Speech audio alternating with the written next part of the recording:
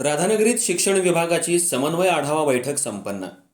राधानगरी इथं जिल्हा परिषद कोल्हापूर आणि पंचायत समिती राधानगरी शिक्षण विभागाच्या वतीनं जेनेसिस कॉलेजच्या सभागृहात समन्वय आढावा बैठक उत्साहात पार पडली.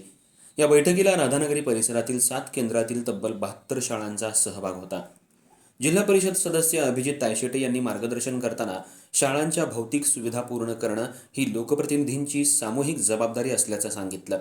स्वच्छतागृह, बारामाही पाणीपुरवठा, डिजिटल लर्निंग यांसारख्या मूलभूत सुविधा उपलब्ध करून देऊन शाळा सर्वांगानं परिपूर्ण करण्यावर भर देणं आवश्यक असल्याचं त्यांनी नमूद केलं. समाजाच्या सर्वांगीण विकासासाठी शिक्षणाचं महत्त्वही अधोरेखित केलं. गटशिक्षणाधिकारी धनंजय मेंगाणे यांनी तालुका शिष्यवृत्ती, क्रीडा आणि सांस्कृतिक क्षेत्रात अग्रेसर असल्याचं सांगत विविध उपक्रमांची माहिती दिली.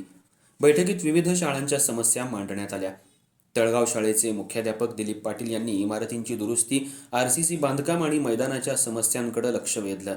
संतोष टिपुगडे यांनी दुर्ग मानवाड केंद्रातील शाळेत जनावरांचा वावर असल्यानं कंपाऊंडची गरज व्यक्त केली. तसंच संगीत शिक्षक उपलब्ध असल्यानं आवश्यक साहित्य देण्याची मागणी केली. मधुकर मुसळे यांनी पडळी फेजिवडे केंद्रातील शाळांच्या भौतिक सुविधांबाबत व्यथा मांडली. सुनील गोरे यांनी सोन्याची शिरोली येथील शाळेसाठी स्वच्छतागृह, प्रयोगशाळा, ग्रंथालय आणि वर्गखोल्यांची आवश्यकता व्यक्त केली.